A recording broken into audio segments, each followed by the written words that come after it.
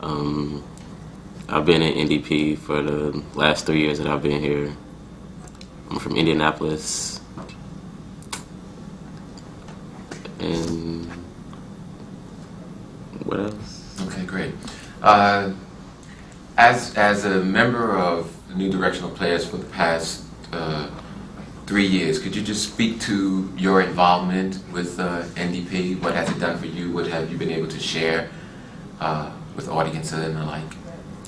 I think I've been able to share like a different side of me with audiences, because like even from my first play, when people really didn't even know who I was or whatever, they would still come up to me after saying, "I didn't know you could get that loud," and just all kind of different stuff that they saw on stage that I usually don't do in person or when they see me like on campus or whatever. Mm-hmm. So just showing people a different side of me, and for myself, letting a different side of me come out. That different side of you for an actor, what does that mean?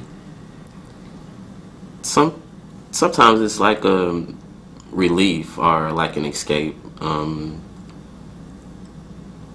Because most times I'm usually just quiet and keep to myself a lot, but on stage I can't do that. And so it's just like being a different person, escaping from, I guess, my reality for a little while. Why do you act? Just to do that, to escape from my reality, to get my mind off of things that's going on in my life. And it's just, I enjoy it. It's fun, like rehearsals, meeting all the people, getting close to them because we have so many rehearsals together, and just getting to know everybody. Of your years of experience in being in the New Directional Players, what would you consider a memorable moment for you or a highlight for you, something that you discovered? What's that memorable moment? The first play we did, well, the first play I participated in, The Middle Passage, it was done my freshman year. It was the first time I'd ever had even semi-big part, and I didn't even think I remember my lines, but I did, and I just amazed myself because I didn't think I'd be able to do it, but Don told me I would, and I did it, so that would be it. Okay. What would you like to share with me in terms of why I should bring the New Directional Players to my school, to my institution, to my organization, to my big corporate affair? What would you like to share? What lasting impression would you like to give, to leave me with?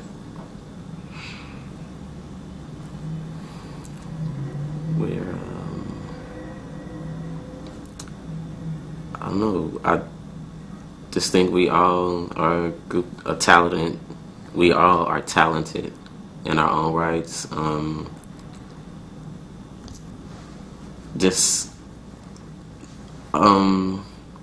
don't know. I feel like when we're doing our performances, we give our best, and you'll see that when we do that, and you remember that, and we're not trying to just get up on stage and just be there. We want to give our best all the time, and that's what we try to do. Define for me and the audience in one brief sentence what the New Directional Players is. New Directional Players.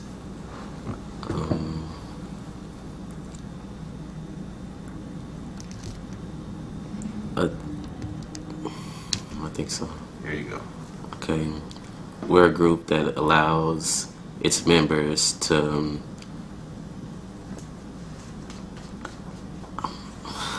I just lost what I was about to say.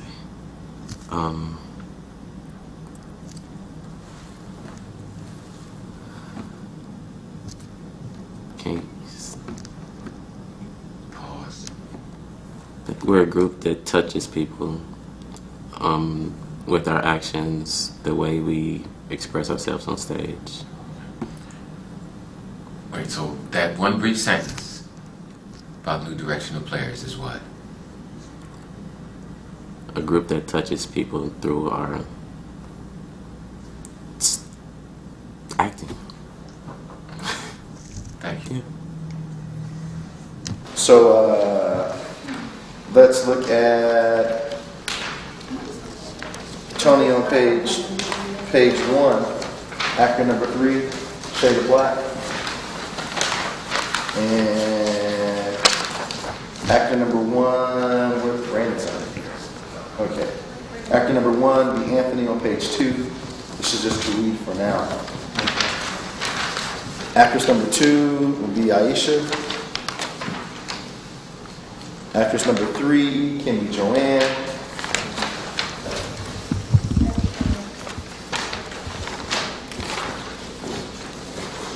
And we'll stop there. That's enough to get us rolling. Okay? We're not going to stop till evening. We're going to stop there. Okay. 19. You know what, you got me, oh,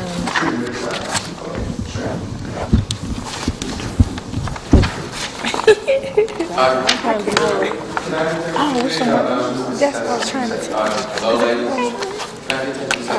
There's a guest here tonight. Before the new directional players was even thought of about being the new directional players arrived. His name is Juan Lewis. He is the principal of Durgan Elementary School. And Juan is going to tell you what his special gift is related to the new directional players, the BCC, and the Performing Arts Ensemble. So just give your undivided attention to Principal Lewis. It's quite an honor. It's quite an honor to be here to just speak with you about the history of the new directional players. It sort of came about with a conversation I had with Derek last week, and he called my office to talk about the possibilities of ensembles coming to our schools. And any chance I get an opportunity to talk about the new directional players, you know, my claim to fame is to tell the history of NDP and how it all came about. And like you, I was a sophomore, junior at Purdue, and I was working as the custodian of the BCC. And so, how many of you have been here when the old center was here before they raised it? So most of you have seen this. So I was on work study, and I worked for Mr. Zamora, and so my job was to come in and make sure the bathrooms and the floors and the places were taken care of. And I've always had an outside interest because I was a theater major at Purdue. You know, I had a keen interest in black theater specifically. But once I got here at Purdue, I realized that really that didn't exist. And if you weren't invited to be really a part of the university department, you know, you had a hard time just coming in as a student, trying to carve a niche and get yourself established. So, and I didn't realize that until I was a freshman here, and I enrolled, and I said, well, I'm going to be a theater major, and then my career is going to be an artist, and you know, I was all gung-ho as a freshman coming right out of high school, because I spent my entire high school career in developing the theater interest. And so I get here, and there's nothing here for me. You know, I really wasn't invited to be in the Purdue Theater Department, and I thought that was strange because they offered it as a course of study, but I was beginning to find out that if you didn't come in or if you weren't really recruited, that you weren't really going to fit in. And in 73, 74, 75, that was a real struggle for me because I said, well, hey, I'm paying tuition and I'm taking your classes and you're making me do all this work, but yet, you know, I'm not really fitting in. And so the BCC became that outlet to prove to the department that, hey, that I was a talent and that I had opportunity, and given some training that we all have that potential. We don't know what our potential is until we have that opportunity to be trained and then be in a position to do something with that training. And I was struggling getting that opportunity the traditional way, going through the traditional theater programs here at the university. So Mr. Zamora, I talked him into giving me an opportunity to be the student coordinator for the drama club. At the time it was just the BCC Drama Club. And I convinced him that rather than going out and bringing someone in professionally, just let me do it. You know, you don't have to pay or anything. You know, I'm a part of the theater department, and you know, I felt like I could do something given the opportunity, and that's what I was begging for. I just want an opportunity to be able to show what we can do given that chance. And so it took Tony quite a while to think about that, but then finally he said, well, you know, he had nothing to lose, and he said yes. And so I got that opportunity to coordinate.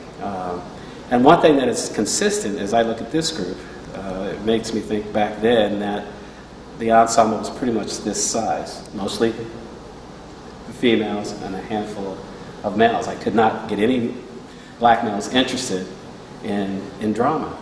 I always had plenty of female volunteers, but no males. And so here I'm thinking about now, I said, wow, nothing has changed over 24 years. It's still being dominated by women. And that's not a problem, but it always made me curious to know, why couldn't the black males be interested in drama? You know, what was the deal here, you know, with that concern? But it started out that given this opportunity, the whole notion of a new direction was in my mind, you know. And my roommate, who was a white male, we were colleagues going through the undergraduate program together. I convinced him to say, hey, look, you work as my assistant, more or less, and together we'll recruit, and certainly we'll have some students that will surface to be this group. And together, between him and I, you know, I said, look, this is going to be a new thing. We're going to bring something that Purdue has never experienced or witnessed before. We're going to really bring black theater to Purdue. And it was that moment that this new direction, the new directional players, came of age. And we wanted it to be a name that meant just that, you know, we weren't so much forgetting the old, because in my tenure, from 73 up to the time that I got this opportunity, it was real sketchy about what the drama club was really doing. And so coining it and giving it a name such as this, we felt was going to establish something that really hadn't been experienced here at Purdue, not only at the Black Culture Center, but just on campus in general. And so the name New Directional Players became alive. Our first logo was an arrow heading in one direction and another arrow coming in the opposite direction, with the force of the arrows meeting. Well, obviously, the image was that arrow was split into two new directions, and thus the name and that simple image of this arrow being so powerful that it split it right in half, and then the arrow bent and it went into two different directions. And that image of the New Directional Players was one of the first logos that we put out on our brochures, and when we advertised ourselves as coming to see what was going to happen at the BCC. One of the strategies that we wanted to use, that any performance that we did during that time period, we wanted it to be at the center. We wanted black theater to be an experience for anyone who had the curious, if they were curious, if they just wanted it for self-pride. You know, we expected to see our audience to be dominated by either the black students that were here at the time, but to our surprise, you know, we always seemed to have more white audience than we would have blacks participating. But that didn't care. That didn't bother me, because we wanted everyone to come on our turf, and we knew our turf was the center. And I didn't want to use the Hall of Music. I didn't want the Loeb Theater. I didn't want the Experimental Theater or the Fowler House, because it didn't quite represent us in the same way. You know, if you really wanted to know about black theater, you had to come to the BCC to get that experience. And you would have to come to the basement, and you had that underground feel. And for people who really didn't come to the center, it was an experience. I mean, you come at night, it's dark, and all of a sudden you're asked to go down, and we made sure that the hallways had a dim lighting. I mean, so, you know, we wanted this ambience of unsurety of anyone, because they didn't know what they were going to step into with this thing of what we were trying to say, what was the black theater experience at that time. And of course, coming out in the early 70s, mid-70s, the struggle, which we still talk about today, was at its peak. Playwrights at that time were really focused on the black experience, and and really talking about the issues that we are still confronted with today. But yet it was more poignant. It was very direct. It puts you on the edge of your seat. You know, I don't know how many of you have heard of Leroy Jones or Ed Bullins, or they were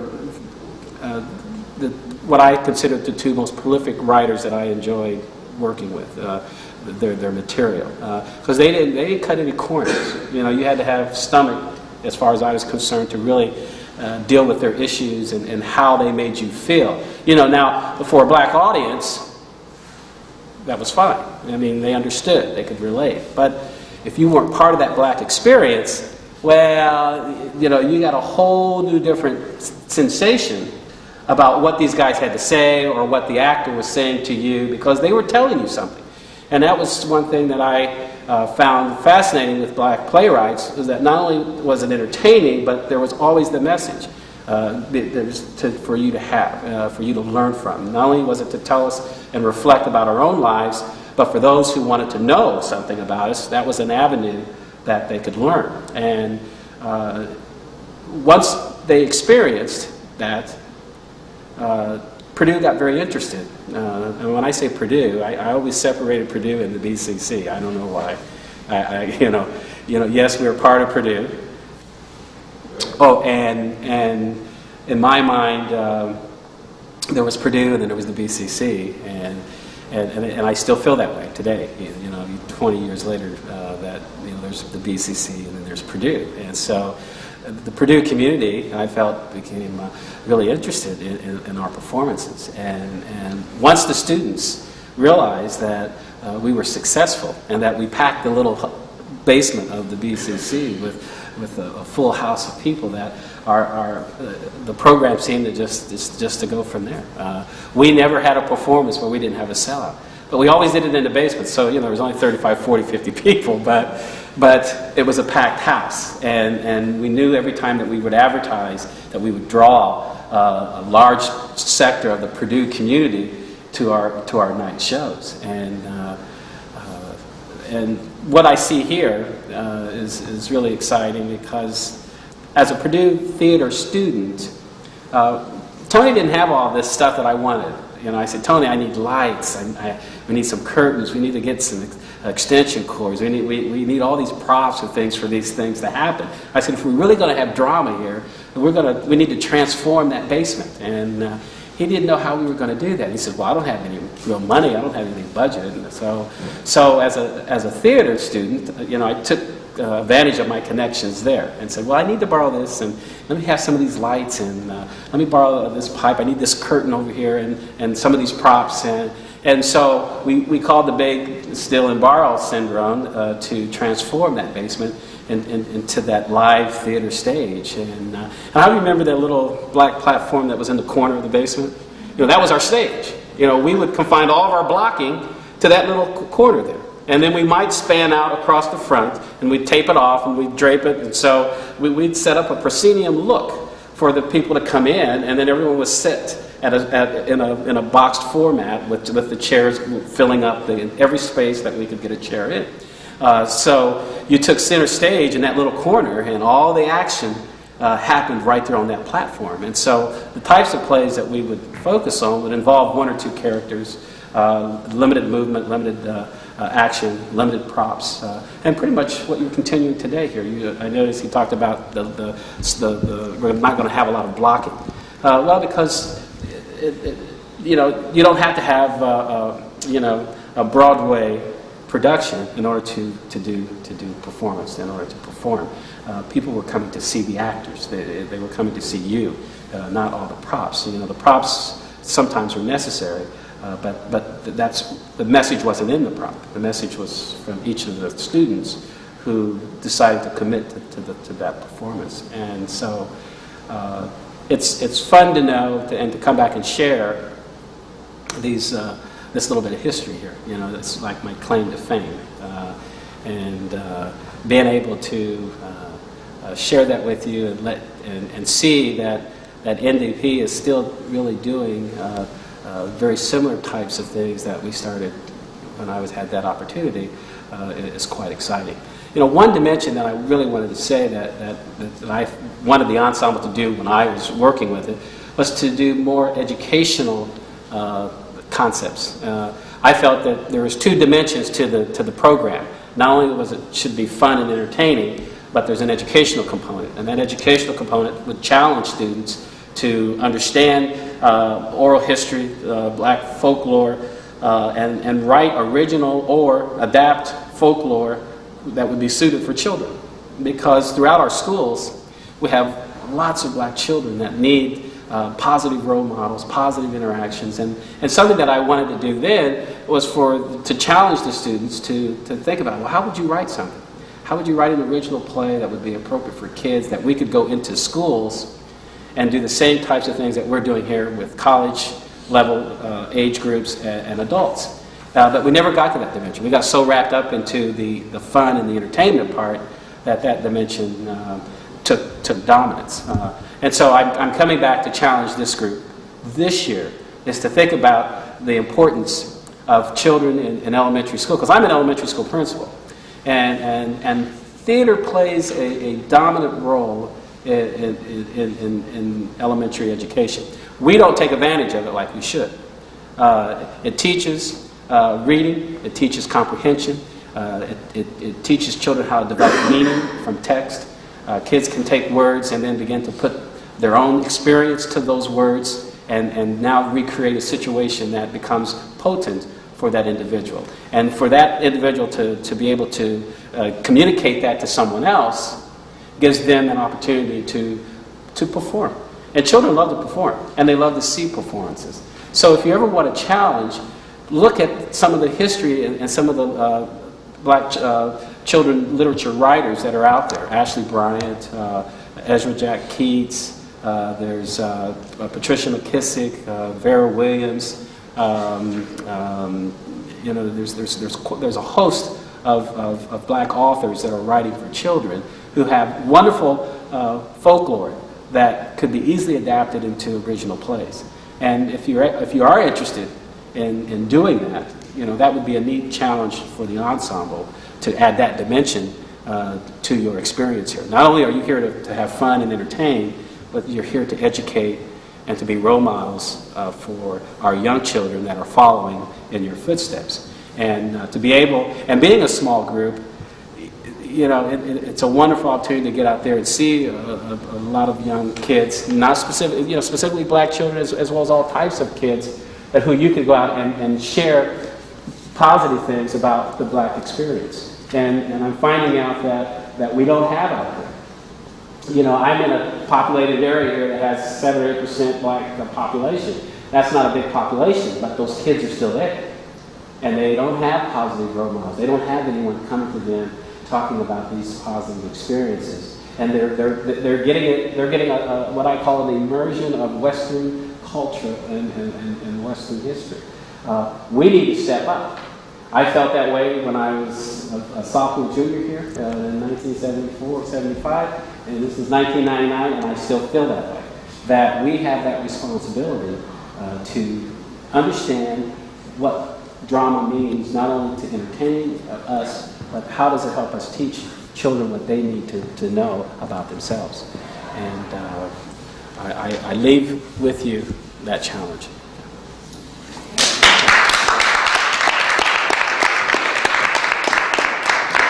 I'd just like to thank you for coming in and sharing that information with us. Thank you very much.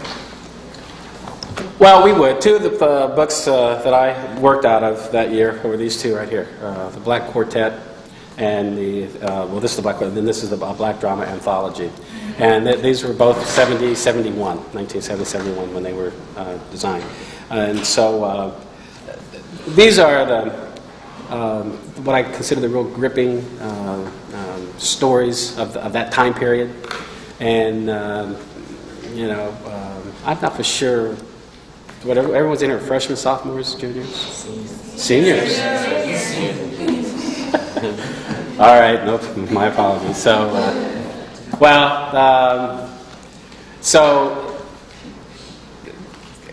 getting an opportunity to find these would be would give you a sense of the energy and the intensity of which black playwrights wrote.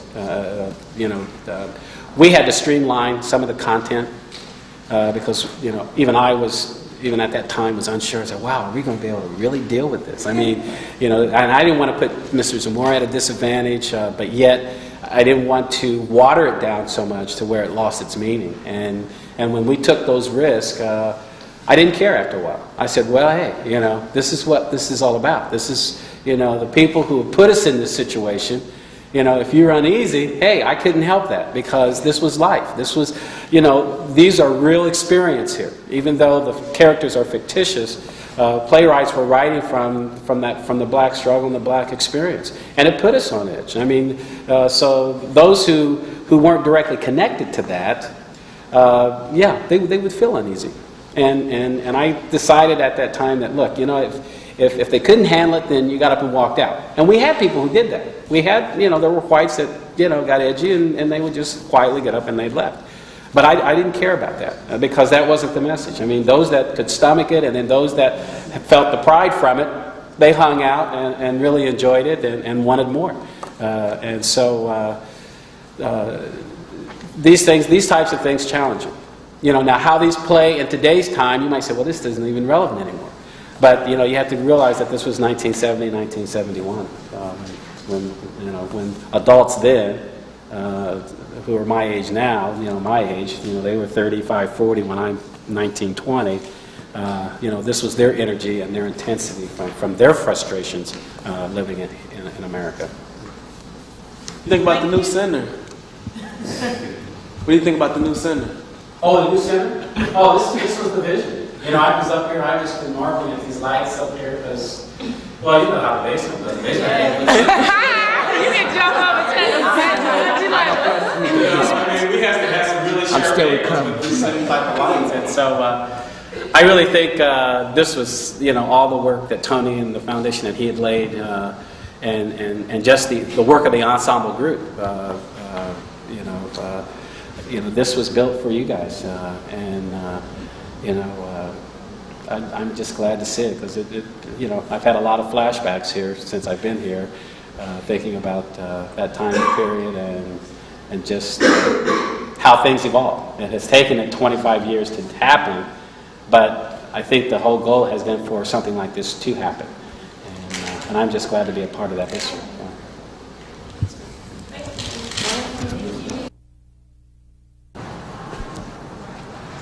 Would you, young lady, would you simply please identify yourself? My name is Aisha Washington. I'm from Indianapolis, Indiana. I'm a senior in computer technology. Great, great.